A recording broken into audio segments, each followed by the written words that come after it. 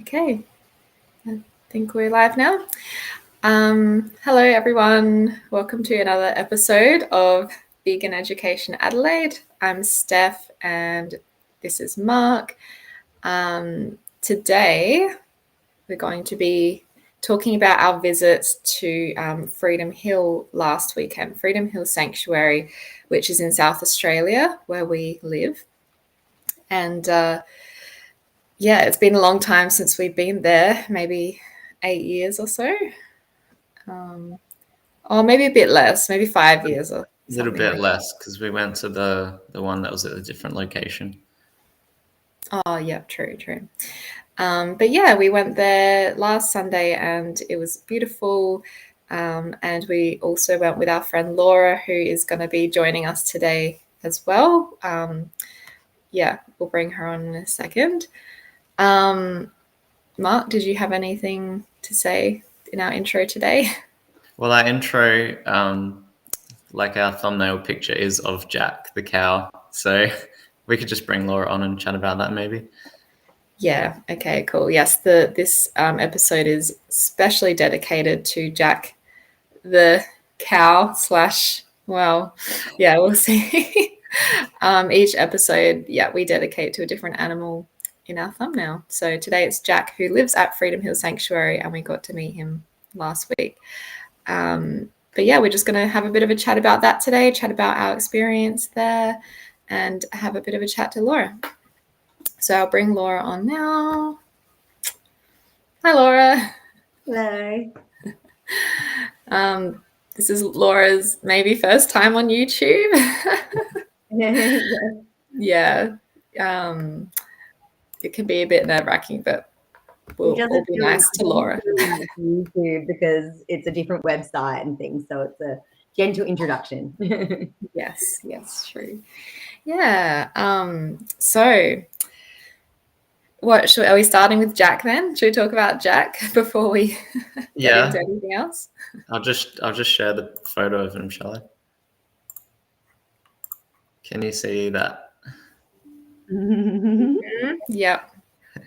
So that's me, Mark, and Laura at Freedom Hill. And to the far left of the screen, you can see Jack, who is actually a sheep. But Kim, who owns Freedom Hill Sanctuary and runs it, was saying how, I think, if I remember correctly, Jack was originally kind of rejected by the other sheep. He was put into the other sheep, the paddock where all the sheep are.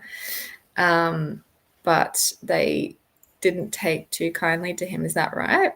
From what you guys remember? Yeah, that's how I understand it. Yeah. Yeah, and so he was put in with the other cows, and he loves it there, apparently. So he thinks of himself maybe as a cow, and I think he even looks a bit like one. His spots, he's got patches and stuff, which the other sheep didn't really have. But yeah, he's very cute. So he lives with the cows, and he thinks he's a cow. Yeah, I think it's a good example of Kim, how she's run Freedom Hill to make the animals feel as comfortable as possible. Like, it would have been very easy to kind of try and force him into a box and put him in with the rest of the sheep for, like, you know, it might have been easier that way. But I think just like looking after the animals' needs and interests, I think has been fantastic. Yeah, he's seen as an individual with his own, personality and needs and everything, rather than just part of the flock. Yeah. So yes, this episode is dedicated to Jack. I love that photo. He's sticking his tongue out. I don't even realize he was doing that when I took the photo. I was just, taking it, and it's only when I looked back at it after that I realized he was sticking his tongue out. Cheeky. So Laura, was that your first time at Freedom Hill? Had you been before? No, I haven't. Not to previous sites and not to this site. So it was the first time. What do you think you're expecting before you arrived at Freedom Hill?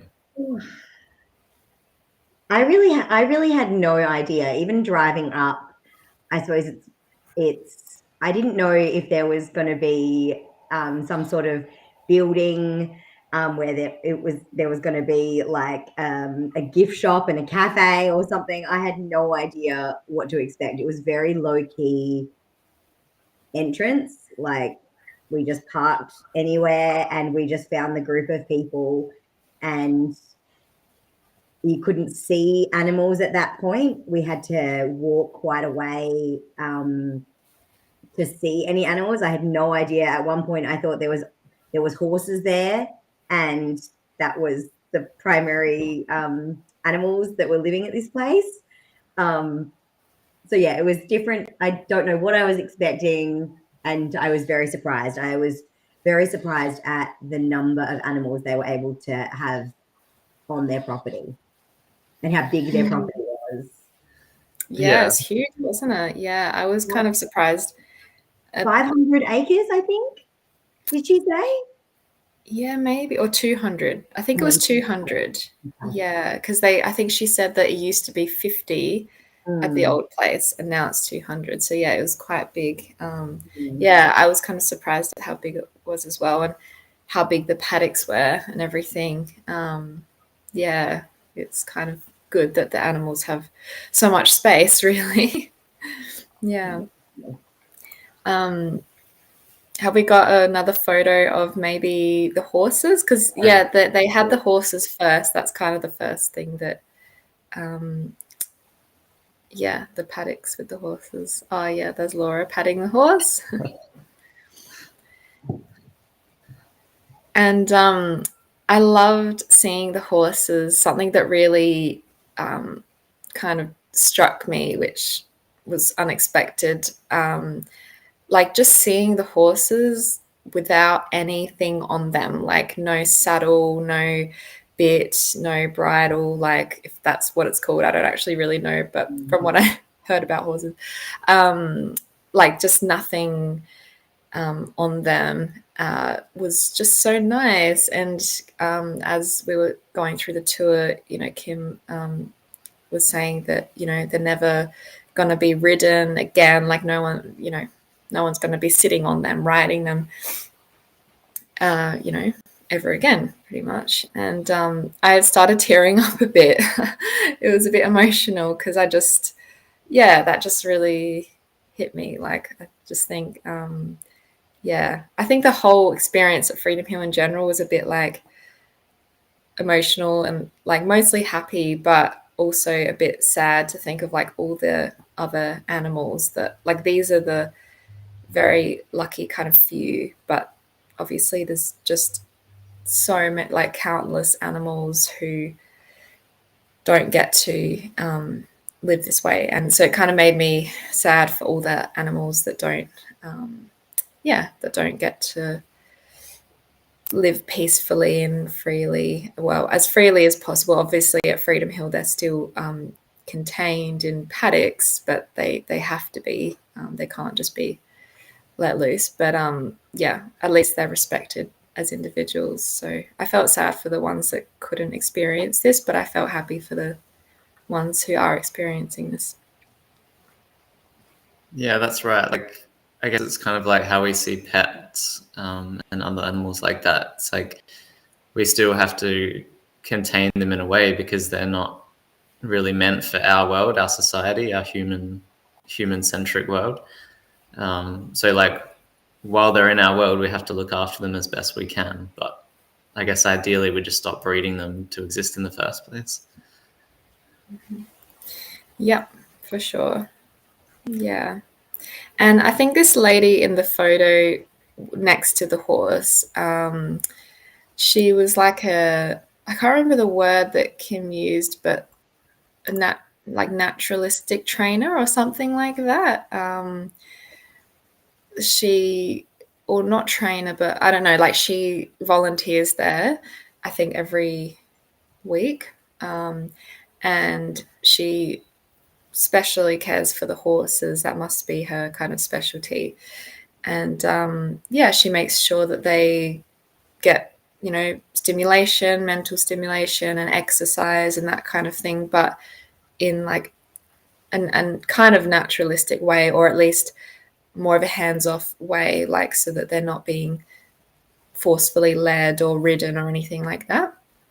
And she brushes them and takes care of them. So yeah, that was nice to see. She clearly cares a lot about them.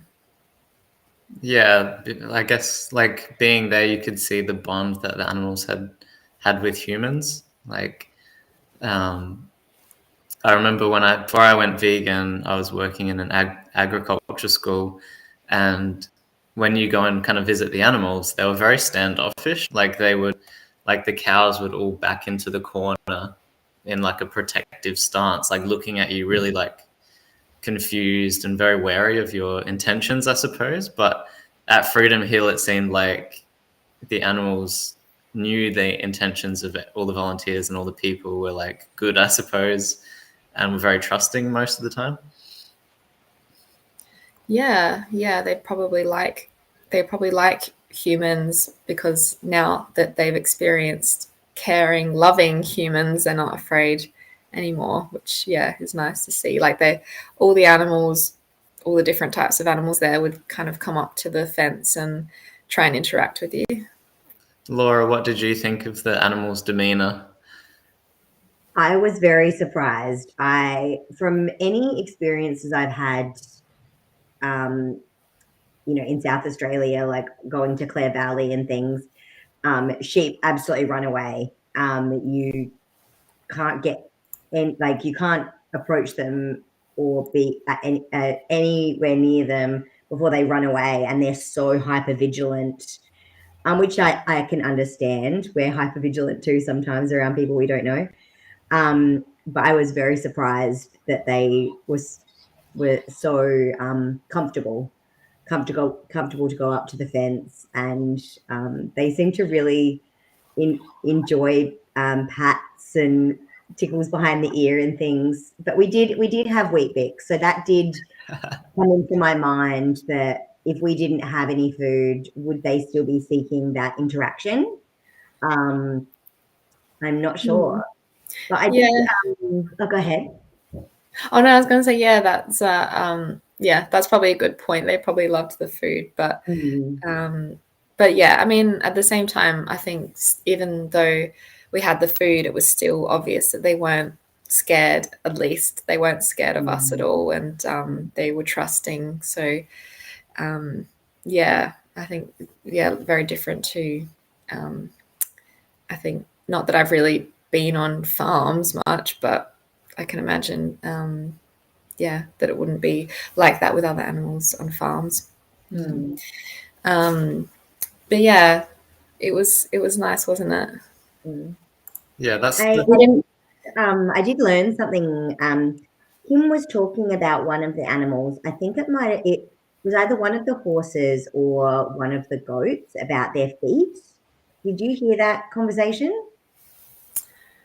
I think was that when you asked me, like when you were saying you're not like what does a healthy or no, what does a like bad hoof kind of look like? Was that after that?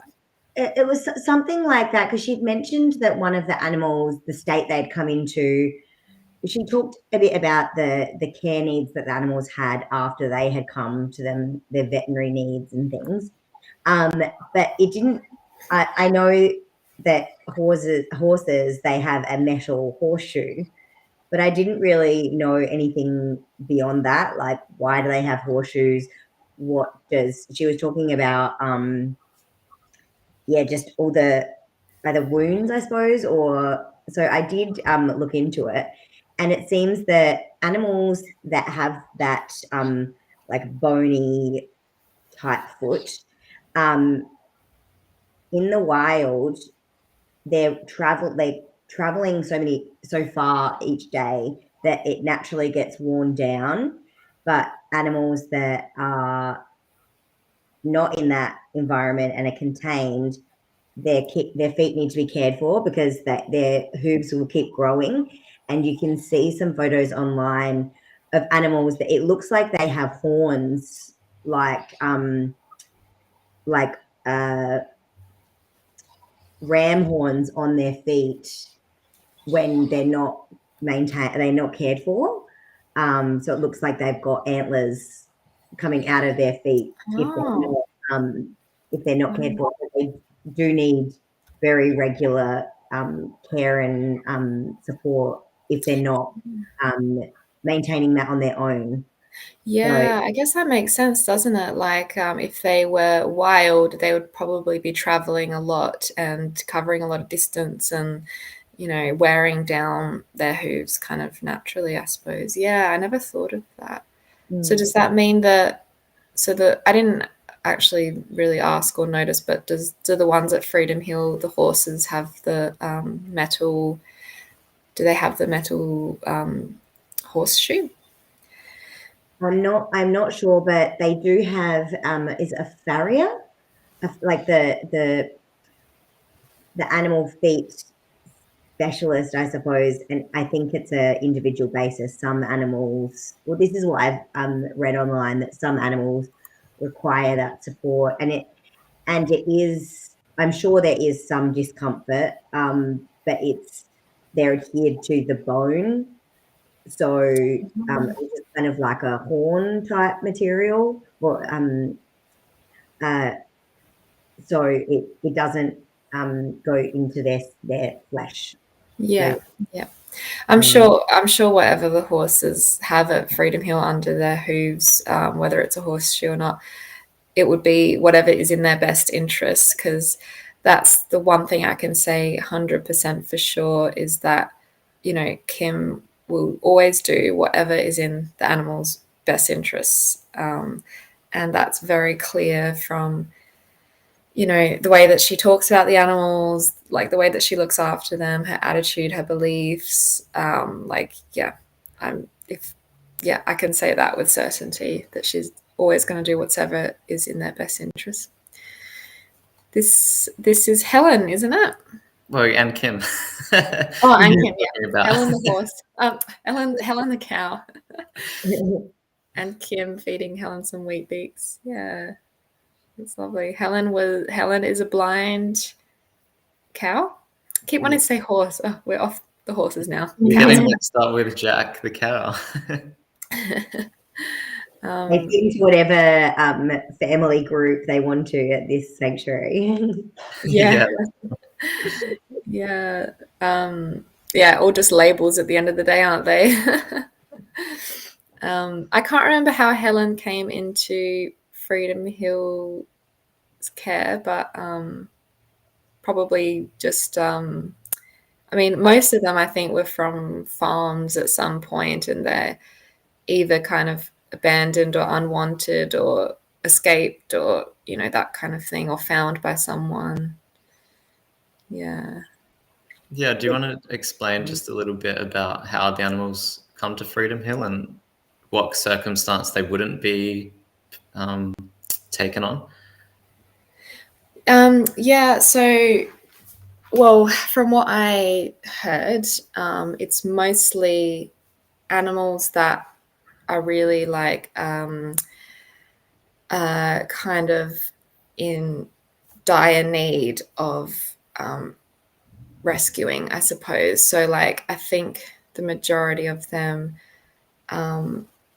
actually I'm not sure. Like I'm not sure exactly how they like decide which animals to take on and which ones not to, because I know obviously they've got limited room, they've got limited resources, so they have to and there are so many animals that need rescuing, but they can't take all of them on.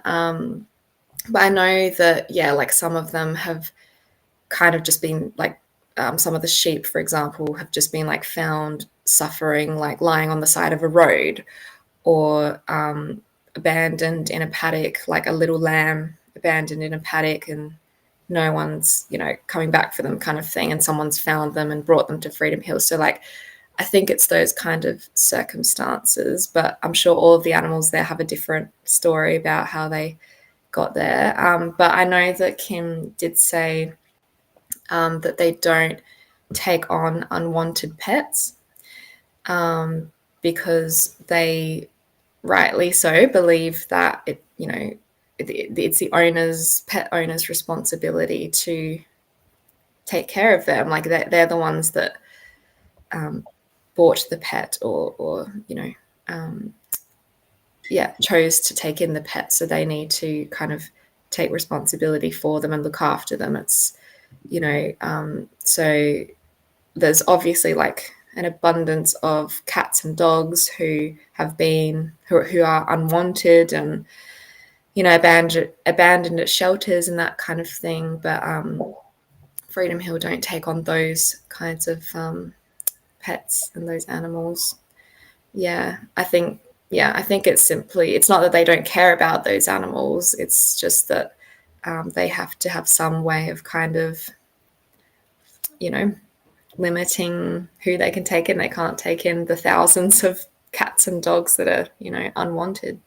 And like I said, Kim obviously does believe that it's the owner's responsibility to take care of them. You can't just abandon someone because you don't want them anymore. So yeah, they don't take on people's unwanted pets. I don't know. Do you guys remember anything else about that? It sounded like there were different circumstances. Some were rescued by individuals in the community, like yourself, Mark. Some were purchases where they were purchasing them to I suppose to save them from I feel like they were animals that were going to go back into industry to be bred or be matured and sold or killed and sold for their body. Yeah, that's right. Yeah, I forgot about that. That was the they were saying one of their horses. I think it was an ex-racing horse, and they put the horse up for auction, I suppose, essentially, like at kind of a cheap price because they were not raceable anymore. They were like, no one wanted to use them for racing anymore, so they put them up to auction. But I think actually they usually sell them to like what's the word called, like a horse like slaughterhouse? Knackery. Yeah, knackery. And then from there, I think a lot of horses are used for like dog food or like pet food and that kind of thing. So I think Kim or like someone from Freedom Hill was like bidding for the horse. Like they wanted to save the horse from the knackery, so they were bidding for them. And then I think she said that there was someone, I don't know if they were from a knackery or something like that, but they knew Freedom Hill, or they knew what they were doing, that they wanted to save the horse. So this person kept bidding against them just for the sake of it, to prove a point that, I don't know, the horse wouldn't be saved or something like that. So they just kept, but then Freedom Hill just kept outbidding them and eventually, got the horse. But yeah, that was kind of a bit of an interesting one, I think. And, like I said, I know 100% that, Kim loves the animals and always thinks about them as individuals and what's in their best interest and everything. But it is an interesting one, kind of, thinking about, I guess, essentially paying for an animal. I don't really know actually if that contributes to the industry at all, doing that, like bidding for the horse. Yeah, I think it's a wicked problem, right? Like they are going to be killed. So I guess they're saving their lives in that sense, like for that individual being, like that is everything, that is their entire life. And I think there's probably not really like any ethical issues. I guess more it comes down to like pragmatism. So yeah, I think probably that was an outlier situation. I don't think they'd be doing that for all situations, and I think it's more for that individual being or to make a point, I suppose, maybe as well.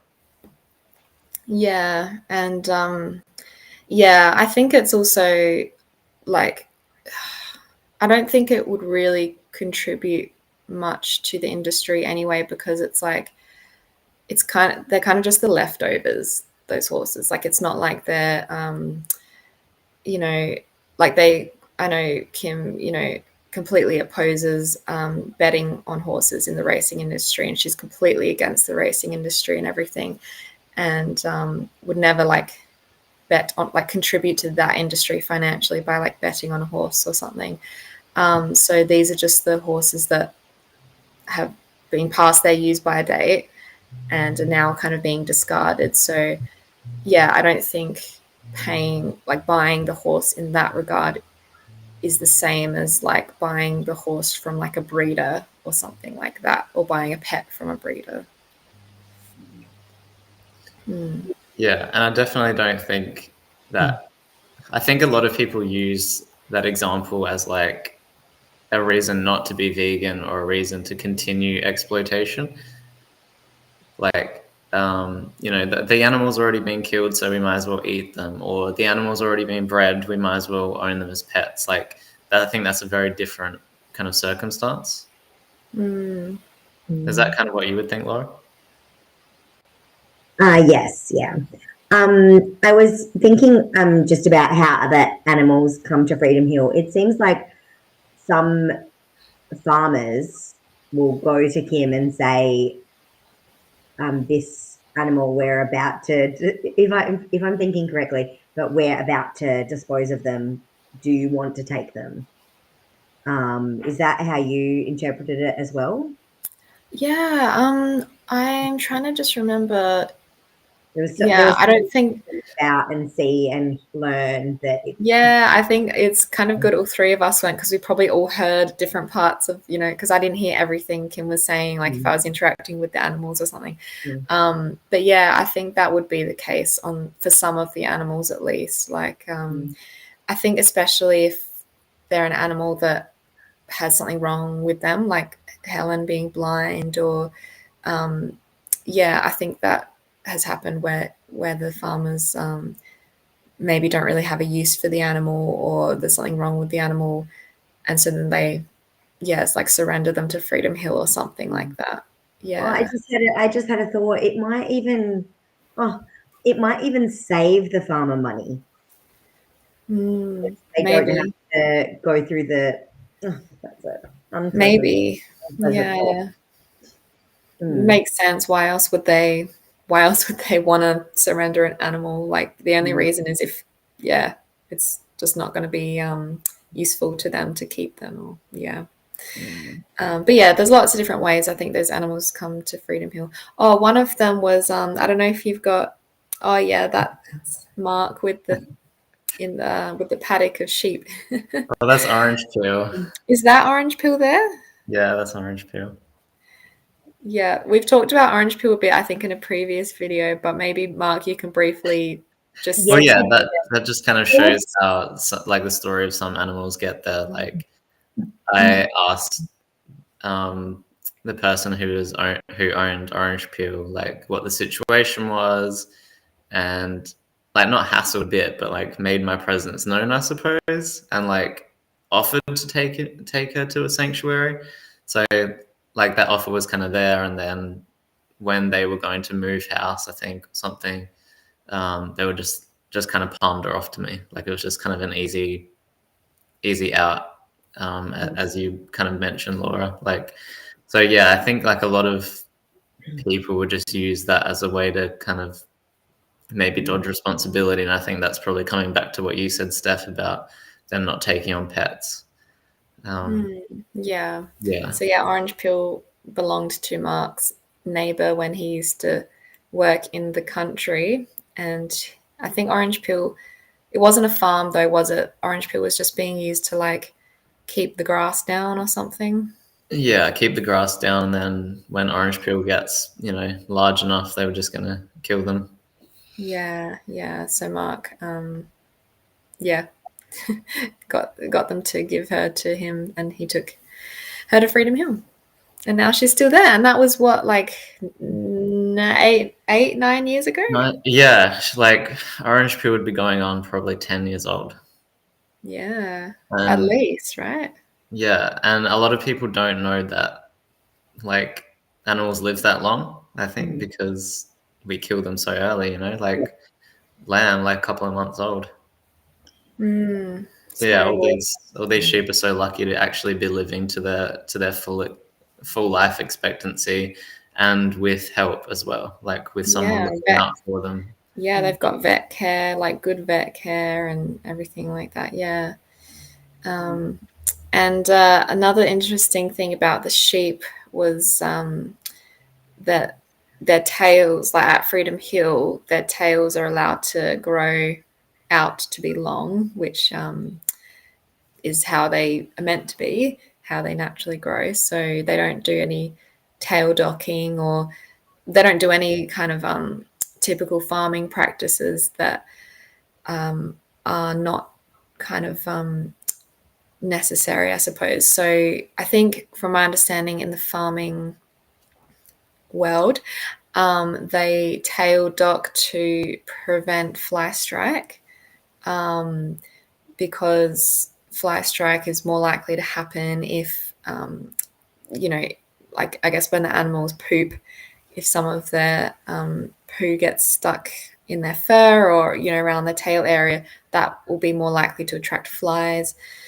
And then, especially in like maybe the damper kind of months of the year, the wetter months, it's again an increased risk. So they cut off the sheep's tails to try and help prevent fly strike.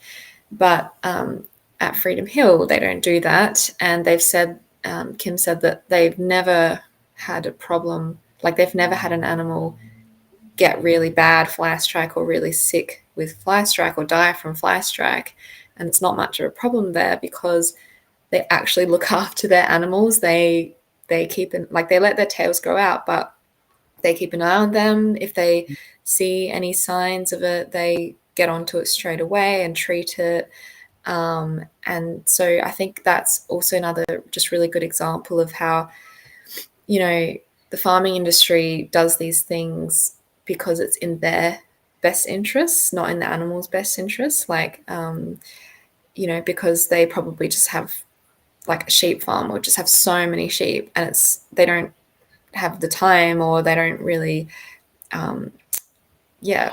care much. Like, it's not efficient for them to like be looking after each individual animal really closely, and to be like monitoring them for fly strike, and then like treating them if they get it. Like, they just don't. It's not efficient, and on a kind of money financial basis as well, it's just not efficient for them to be doing that. So yeah, they just dock their tails. So that was another thing that was really nice about Freedom Hill. It's like they actually, like, sheep can actually have long tails and be okay and be healthy, if you just kind of monitor them and look after them. And Laura, were you surprised at the pig's tails as well? Oh, yeah, yes, definitely. But I suppose I've never seen they were different to what you see in drawings and animations of what pigs' tails actually are. They're the little curl, but then they also have like a ponytail coming off that little curl. So no, it's very interesting. Mark, do you have a photo of the sheep tail? I've been looking, and they're all like head-on I photos. I have one. Oh, really? I'll send it to you. And Okay. this was Buddy's tail, and Buddy the sheep, and I was so surprised. I was very shocked. I'll send it to you. Okay. I'll see how quickly I can work while we're talking and get it on screen. Yeah, but yeah, that was good. They're so cute, their tails. But yeah, you're right, Steph. It was so interesting hearing about like the interaction between the volunteers and Kim and like veterinary carers, and like, yeah, you're right. Like in a typical animal use industry, it's economy driven. It's for the human's interest. What can we do to get the most money out of this situation? So like all the decisions that are made in the human's interest. So like what you're saying about bot flies is just easier for the humans to just cut their tails off, and I think they do that as well with pigs as well, because a lot of the time the pigs are confined and live in very close quarters, and they'll actually bite each other's tails. So they'll, I think, shave down their teeth or pull their teeth out and cut their tails off and do all these like horrendous things because we've put them in this like horrible situation. Yeah. Whereas like at Freedom Hill, because they actually care about the individual animals, they're like doing things in their interest and actually looking after them to the best of their ability without infringing on those like the animal's autonomy, I suppose, as much as possible. Yeah.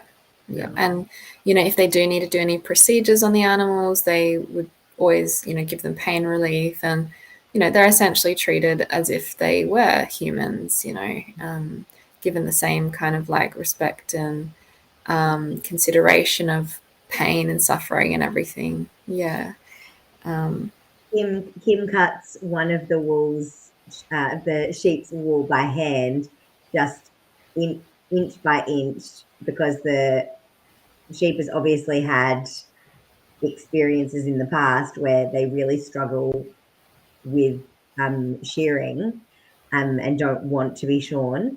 So she just does it with hand scissors, little bit by little bit, without stressing. Yeah. Oh, that's right. Yeah. Gosh. Yeah. That was is that one of the merino sheep? Yeah, one of the sheep. Yeah, was like fearful of being shorn. Maybe I don't know exactly why, but maybe past experiences or just like really high anxiety. So yeah, she would every year, I think once a year, she cuts the wool with with scissors. Oh. I think they am I correct that they, because I didn't ask this question, but do sheep need to be shorn, or it's just based on their environment and how fast their wool is growing as to whether it's required? I think it's partly the way that they have been bred to be used for their wool. Oh yes, we have a lovely sheep tail there. They're quite long, aren't they? The tails. That's Buddy there.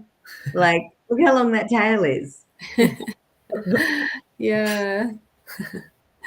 I think the way that domesticated sheep have kind of been maybe selectively bred is obviously for their wool. So I think domesticated modern, farmed sheep do kind of maybe grow more wool. Like I think they do need to be sheared. But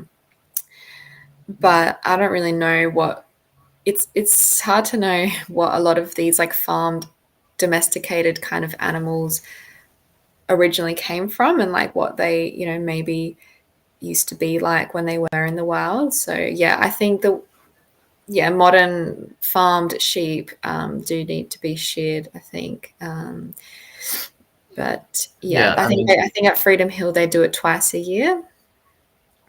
I mean, just from an evolutionary point of view, like if they didn't have their wool shorn, they would die.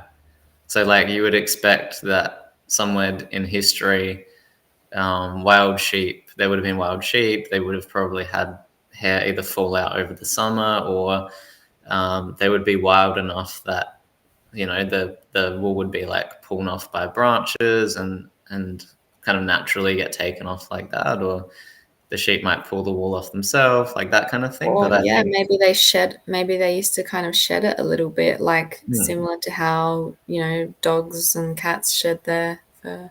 But maybe they've been selectively bred to not do that or something. Like crossbred with other species, because I know that they cross okay, I could be wrong, but I'm pretty sure they crossbred sheep that grow really long, thick wool with sheep that have a lot of wrinkles, so that when you stretch out their skin, there's more surface area for the wool. So they grow essentially like double the wool on the single sheep.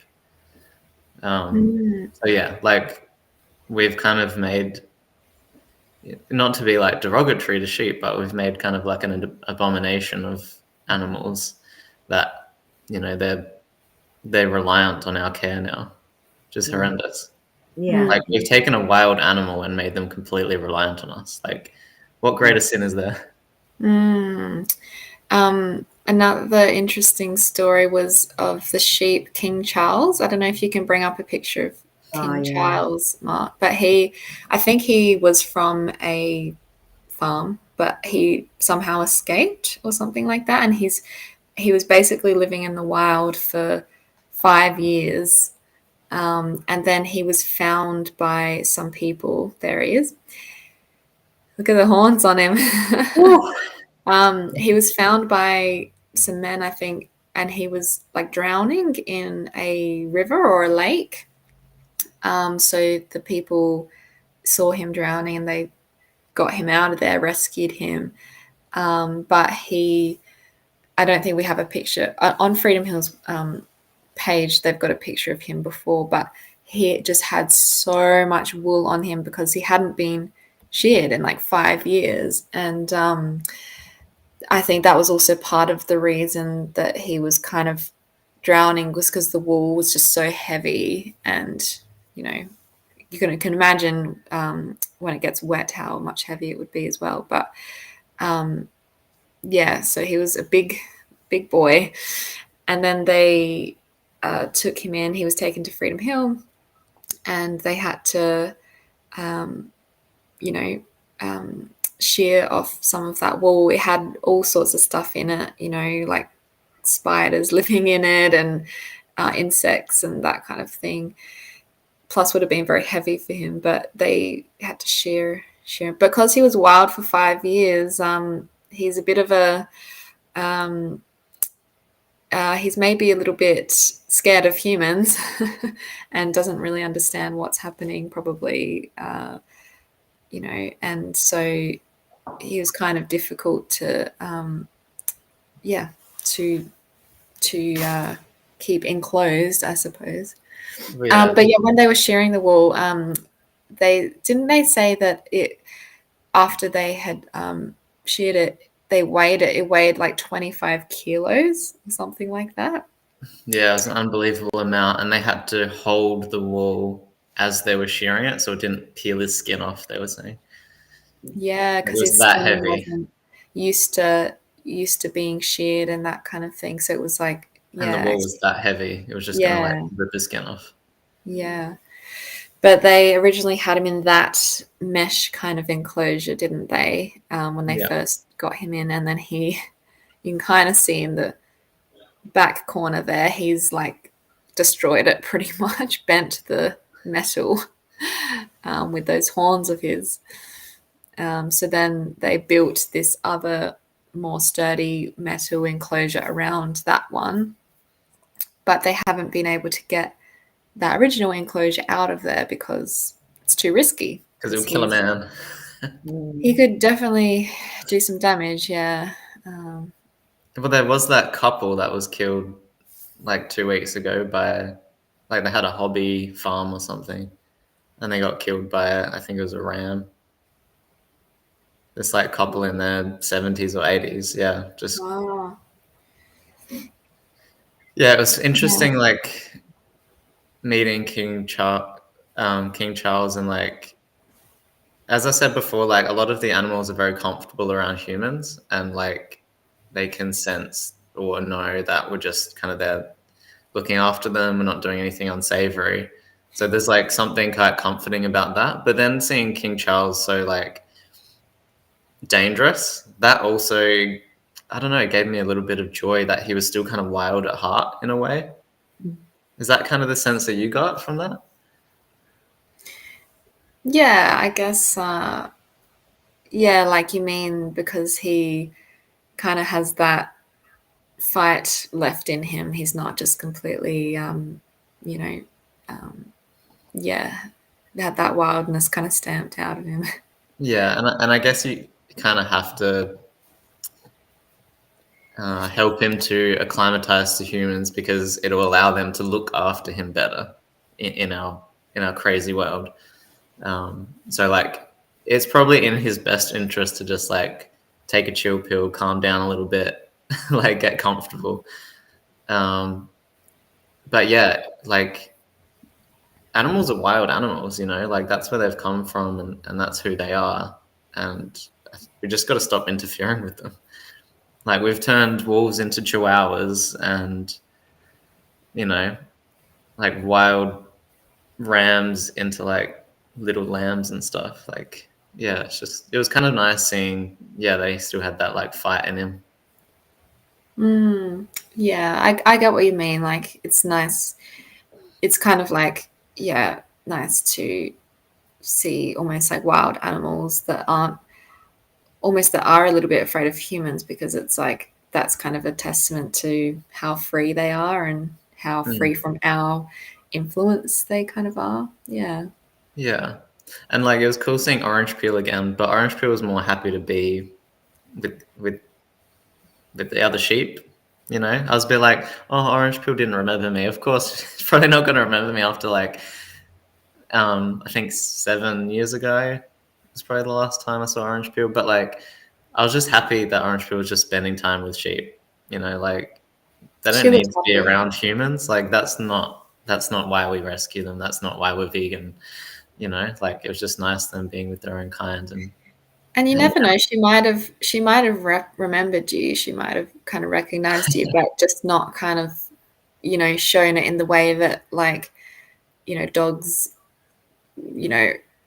welcome home their owner or something. Like, she, you know what I mean? Like, she might have remembered you, but kind of just been like, oh, yeah, I know that guy, and then just kind of moved on,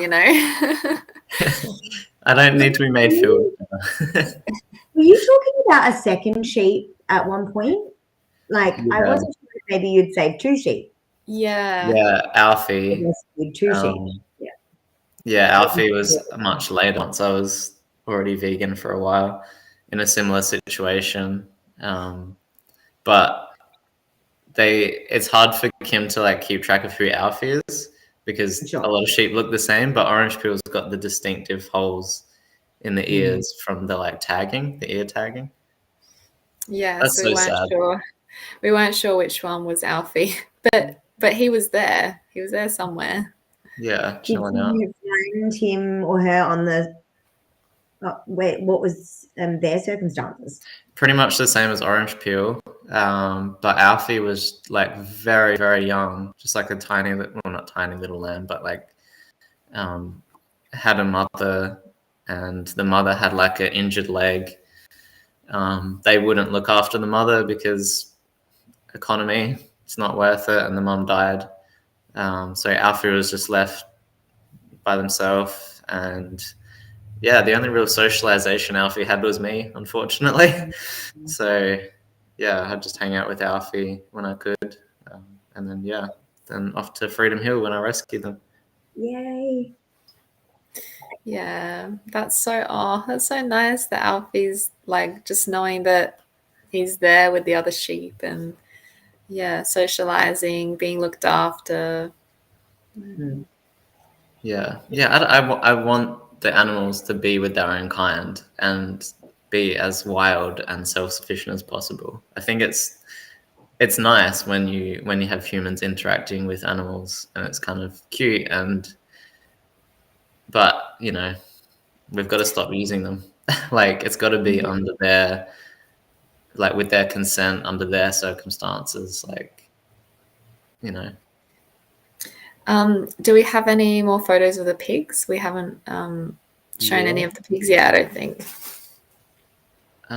Yep, just give me a moment. Just keep chatting and They've got they've got a few pigs at Freedom Hill. I think there's 2 that are in the same kind of paddock, Audrey and Willow, and then there's another one, Charlotte, who I think is in a different paddock. This Charlotte?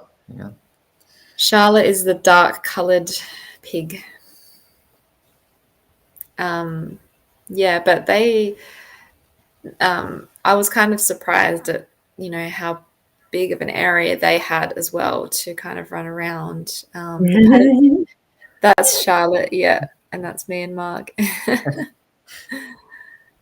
Yeah, I took a video of Mark running along the fence line, calling Charlotte to come to him, and she's just taking her time, just like, trotting along, and eventually catches up to him.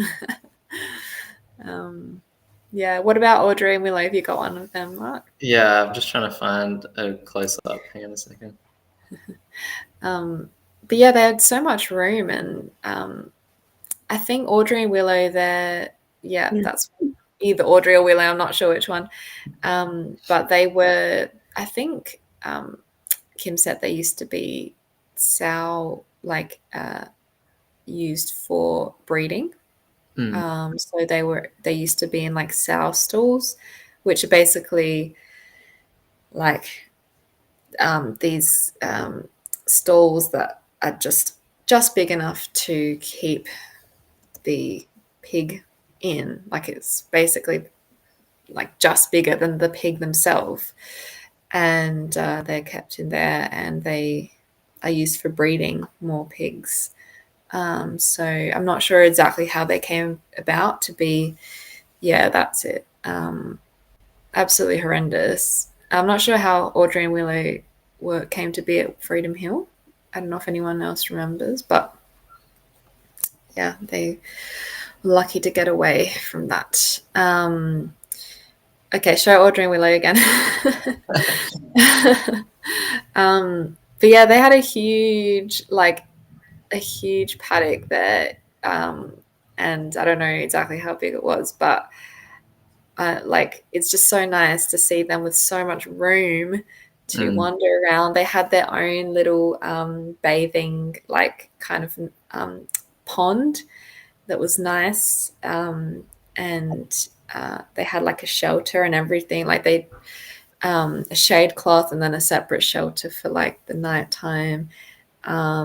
They just pretty much have everything that they need now, and it's really nice to see. And they get all sorts of yummy food as well. There are some things they like, some things they don't like, so now they get to eat the food that they like. I think Kim said that she gives them lots of different like fruits and veggies and stuff, and one of them hates Brussels sprouts and always just spits them out and leaves them on the ground outside of the food bowl. So now Kim doesn't give her Brussels sprouts anymore. Yeah. Laura, did you get to pat the pigs? I did, and it's a very interesting, which I'm still so surprised that they were actually comfortable enough to come up to the fence. But they are very rough. I think I must have thought they would be similar to a dog or a cat, just short fur, nice and soft, but no, they're very rough. And I did learn this week, I made that connection about paintbrushes. But yeah, it's very rough. So buy synthetic paintbrushes.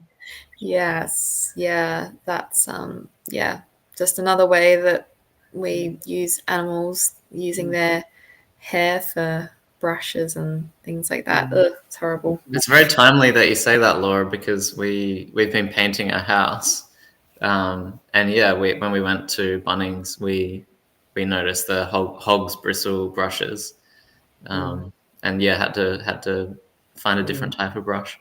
And they seem to be more expensive. Like that's the superior. Did you notice that? I don't look at the money. I just look at whether it's made for an animal, to be honest. Yeah, absolutely. Yeah, you're probably right, though. You're probably right.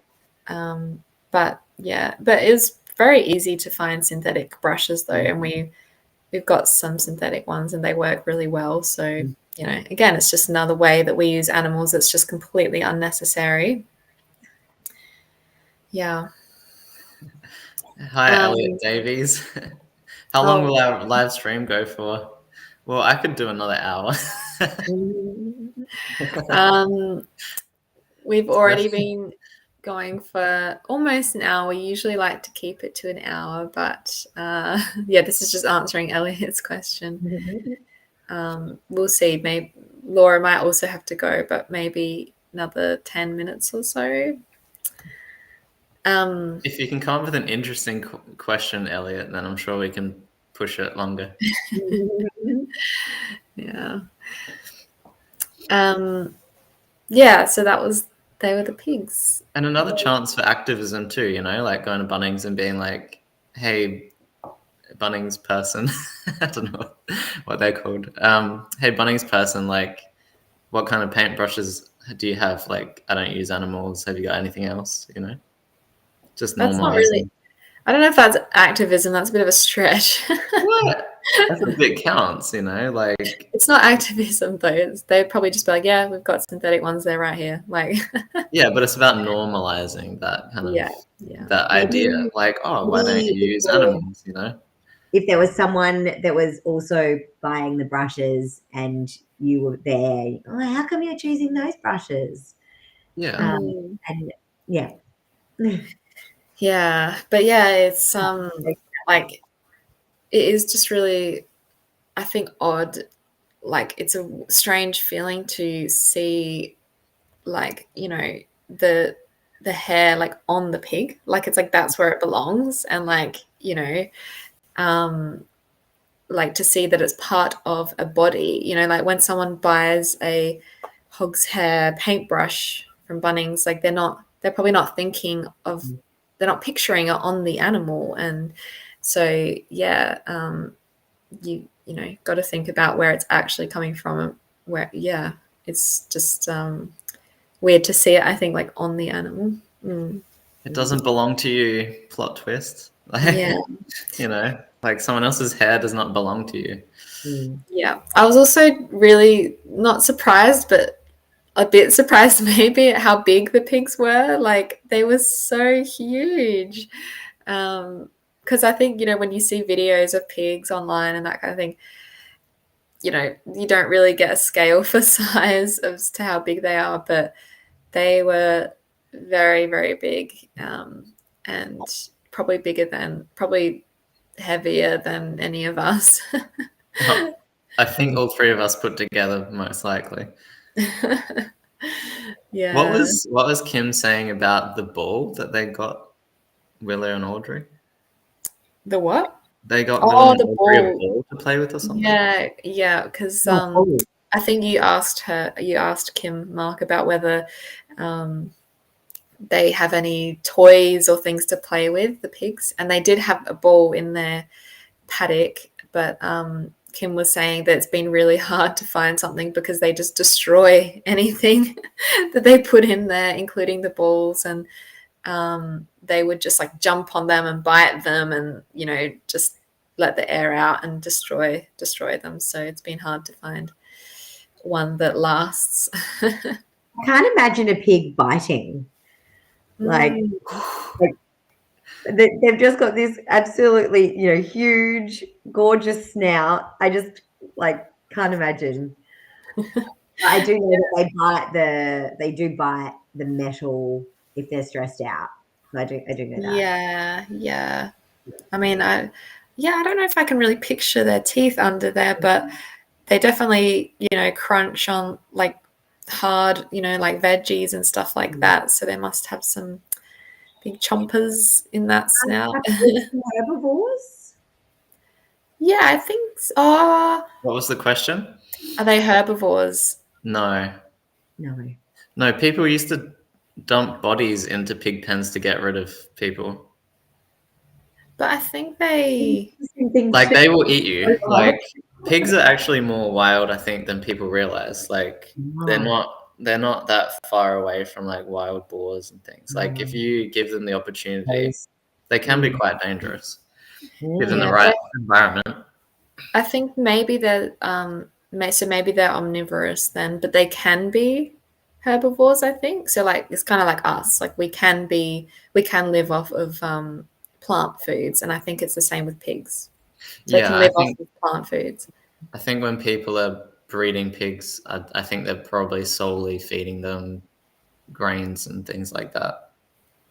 Yeah. And there's big Well, problems at the moment with like feeding animals other animals. Like it leads to massive problems. yeah, yeah.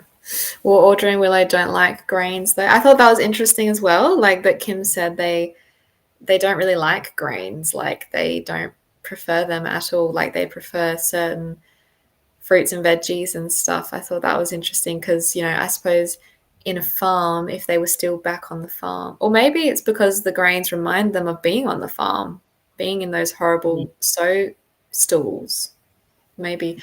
But yeah, either way, if like it just goes to show that if animals are on a farm, they're forced to just eat grains and that's it, like every day, because it's not really, the farmers don't really care about giving them variety to please the animals.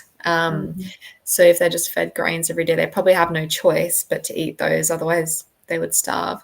But at Freedom Hill, they can actually afford to be, the animals can actually be a bit more choosy because, you know, Kim cares about them and will feed them whatever they actually want to eat and whatever they like eating. So that was nice.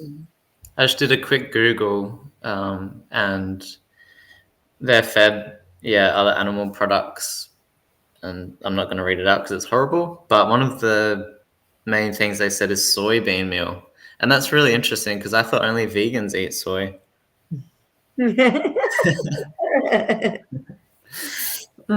Yeah, apparently we're the only ones that eat soy. Just having a little dig there. Yeah.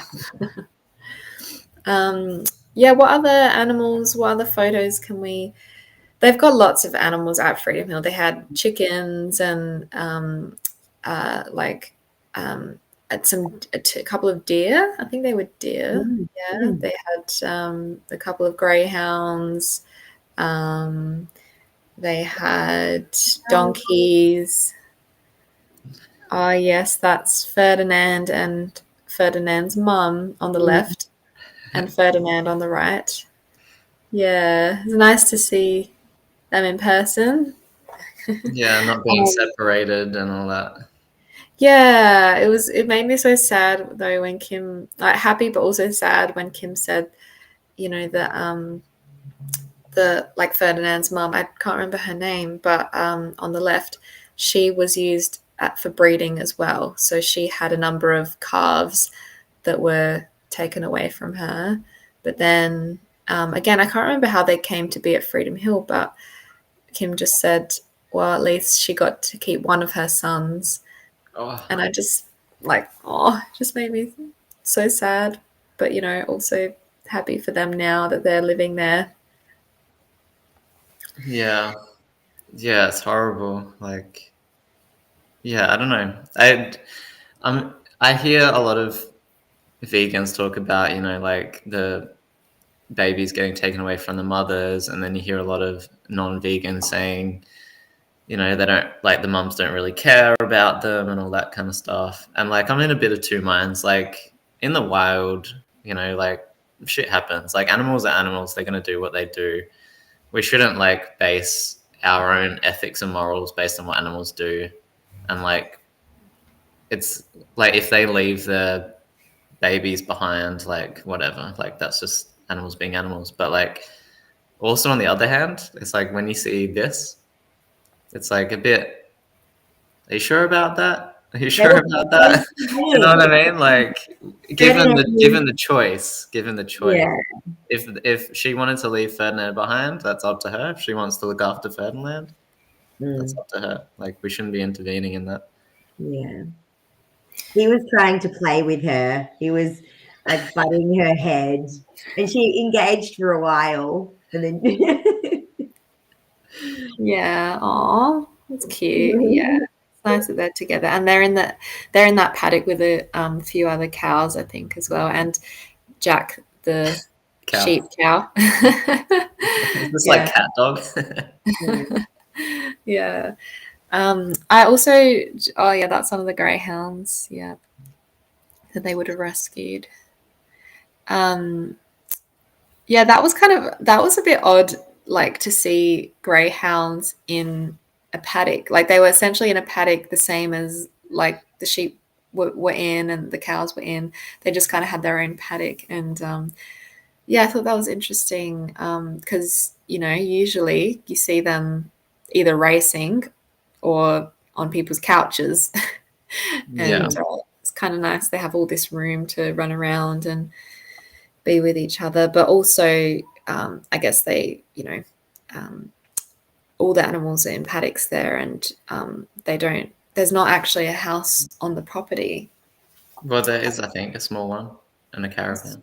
Small house. Oh Or at yeah, because least like some kind of residence. I don't know whether you could call it a house, but I don't think it is. I don't think it was a house. I think it was a bathroom, maybe. Yeah, but I know that yeah, Kim is living in a caravan there at the moment because, well, I think she prioritizes really like housing the animals rather than building a house on the property yet. Anyway, she might have plans to do that at some point. But yeah, so the greyhounds are in the paddock.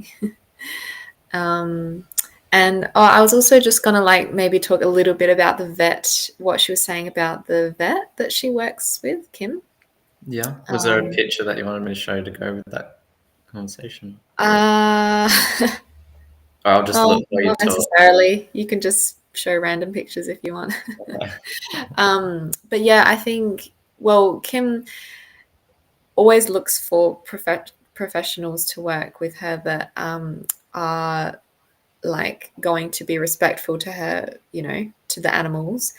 And so she tries to make sure she finds like a shearer, like for the sheep, a shearer who like handles the sheep with care and respects them, and a vet who she trusts and who respects, I think, not only the animals but her relationship with the animals. That's kind of the vibe that I got. Like she is looking for someone that understands that these animals are like human children to her, essentially. And they're not just a commodity. So I think she's found a vet now that understands that relationship that she has with them. And, she was saying that I think the same vet that she sees, she heard them maybe talking to another customer, another person that had a sheep, and she said that to other people they might just recommend that they euthanize the animals when something happens, because they're coming from that perspective of like, if it's not profitable or not beneficial to the owner, then you may as well euthanize them. Whereas when they talk to Kim, like they would not say that. Like they would only ever recommend that to Kim if it was actually in the animal's best interest to do that. So yeah, that was just an example of how she's how they understand her relationship with the animals is different to like a farmer's relationship to the animals. So but she was saying that I think the vet themselves is a farmer as well, and they specialize in their vet clinic. They specialize in like farmed animals, but he still has managed to kind of like build a relationship with Kim and understand what she is all about and what they're all about at Freedom Hill, and still give appropriate care to the animals. But the other thing, what was the other thing I was going to say about that? She said that he has learnt a lot from her as well. So she, I guess over the years has tried lots of different methods around like caring for her animals and, or the animals, I should say. And for example, I think she said like when like some of the younger ones, especially like little lambs that she gets in, if they like are anxious or or was it a lamb? I think, yeah, it was either one of the deers or one of the lambs was really anxious, and so she was kind of using like herbal, similar to like what humans would use, like lavender, the scent of lavender, to try and calm them down, and also giving them a little bit of like chamomile tea to calm them down. And she said it worked really well, and and so when she told the vet about it, like they were, obviously it's so foreign to them, like they're like, what what the hell. But and also like she's used some like herbal kind of I guess herbal based remedies, even for like treating wounds or like fly strike and that kind of thing, like soaking it in kind of, I don't know exactly what herbs she would use for that, but not a doctor. Something that's maybe antibacterial or something. Yeah, and so yeah, the vet, I think, has learned a lot from her as well throughout the years. So yeah, it was nice to hear about that. Yeah, that's the thing. Like when you see animals as like objects, when you only see them as like these two-dimensional objects for you to use, like there's no innovation, like how to look after them, like how to do things in their best interest. It's all just geared towards making a profit. So yeah, it'd be really like the cognitive dissonance would be so high being a vet, like essentially killing your patients when it's not in the patient's best interest.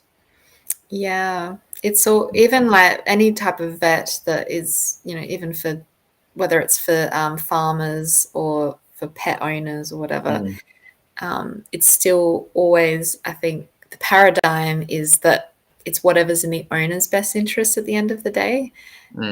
So yeah, it's kind of sad.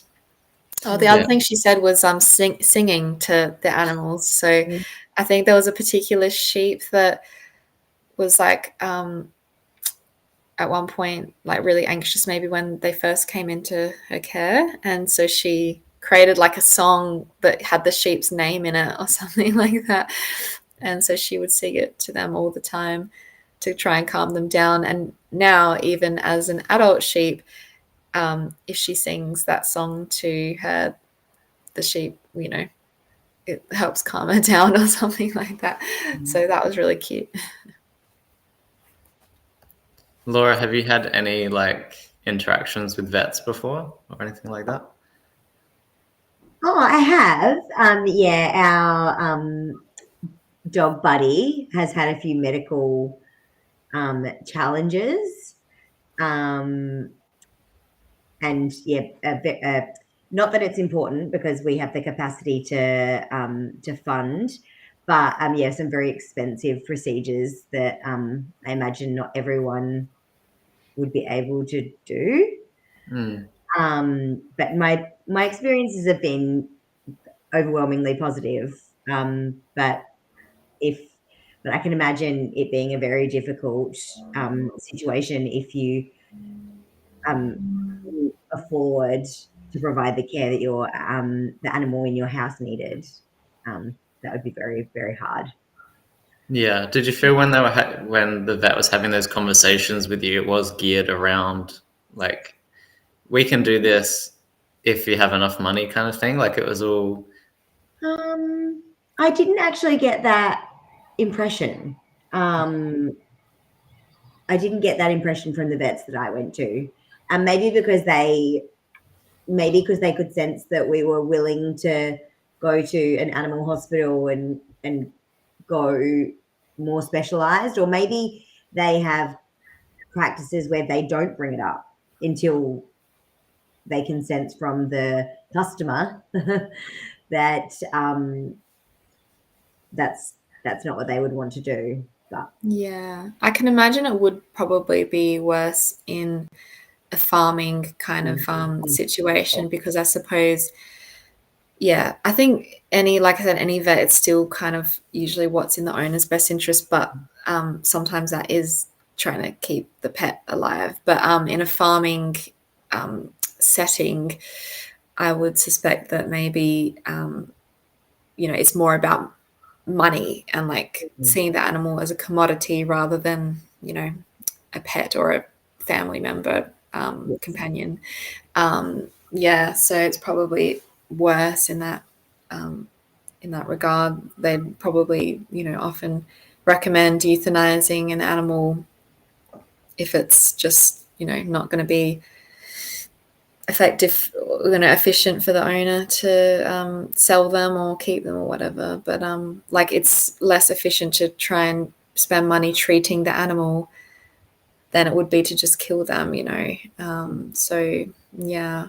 That's an interesting thing with like the language behind it as well. Like I definitely think that if it's not within the animal's best interest, it should be called killing. I think euthanasia is a bit like glosses over the reality of the situation, unless it genuinely is like End of life care. Yeah, that kind of thing. Because it would be cruel to engage in the medical procedures. Yeah. So like my dog Samson, it's actually his birthday today, his 20th birthday. But he was euthanized a couple of years ago, but it was clearly for his best interest. Like, he was at the end of his life. He was suffering. It would have been cruel to keep him alive, and like do more operations and all that kind of stuff. So like, I think in those cases you can say euthanasia, but I definitely think for the majority of like the farming vets and things like that, that's just killing. Like that's because you can't be bothered, or that's because you're trying to make a quick buck, or like it's definitely not in their best interest. Yeah, and I was very aware of, like, when I was saying that as well, even using that word, I was thinking of that in my head. But I mean, I guess I was just using that word because that's what they say, that's what they would use. But yeah, I agree. It's not actually euthanasia unless it's in the animal's best interests. Yeah. All right. Should we wrap up soon? What were you going to say, Mark? I was going to say, did Laura have anything she really wanted to bring up before we start our closing thoughts? No, I think we've covered lots of ground on our sanctuary visit. There was one thing about Kim's practices. I can't recall it now, but not to worry. Something that I noticed. It's gone. Oh, don't you hate it when that happens? That's okay. Yeah, but yeah, overall it was a really, really good visit, and yeah. Oh, I remember one thing as well, the barn. The first thing you kind of see is this big barn that they've recently built, and I thought it was interesting. They said that they were able to build that because the money was like bequeathed from some like French artist or something. So it's kind of interesting. Yeah, an artist from Paris, but I don't know what the connection there was with Freedom Hill, but yeah, it's kind of nice. So yes, I guess to anyone watching this, if you can, if you can donate, if you have the means to donate, Freedom Hill is a really good trusted vegan animal sanctuary to donate to. So yeah, for sure. And they're trying to, I think they're trying to get enough money to put solar panels on or something. And are they? I think they said they were going to get a TV and put Black Beauty on for the horse. So the horse can watch TV. Yeah, that's right. We forget animals like TV. Yeah. Oh, that's cute. But yeah, for sure. Like, if you were going to donate to anything, I think it would be to. I mean, they're survivors, aren't they? Really, the animals. They're survivors of our horrendous world. So yeah, I think it's kind of our duty, if we can, to help them out. Yeah, absolutely. Remember when you hate it when people say like how many animals they save each year by being vegan? This is maybe you could actually say you're saving animals, because veganism is just like, I'm not going to exploit animals. It's like the baseline. And then this is probably like I'm actually trying to actively save animals' lives. Yeah. yeah, being vegan in and of itself doesn't really save animals. It's just, yeah, we're not like heroes or anything for just not exploiting animals. Like that's just basic decency. But yeah, I think if anyone can say that they save animals, it probably is Kim. Yeah, for sure. You know, any sanctuary, you know, or yeah, anyone that rescues animals, I suppose. Yeah. All right. Well, maybe we'll wrap up there then. Thank you very much for coming on the podcast, Laura. Thanks for having me. Yeah, we'll have to have you on again sometime, maybe to talk more about you and like your vegan story and stuff, because we didn't really get around to that today. But it does go fast. It does go fast. Yes. Thanks for having me. Yeah, no worries. And we'll be live again next weekend, I think. Not sure what our topic will be, but if anyone wants to join us, you just have to stay tuned for that. I was thinking maybe zoos, because that's kind of... Yeah, maybe zoos. We might be talking about zoos. And we haven't talked about that yet. There's like the polar difference, or like the similarities and difference between animal sanctuaries. It might be a good segue, maybe. Yeah, true. Yeah, that's interesting. All right, cool. Well, we'll see you then. See you, everyone.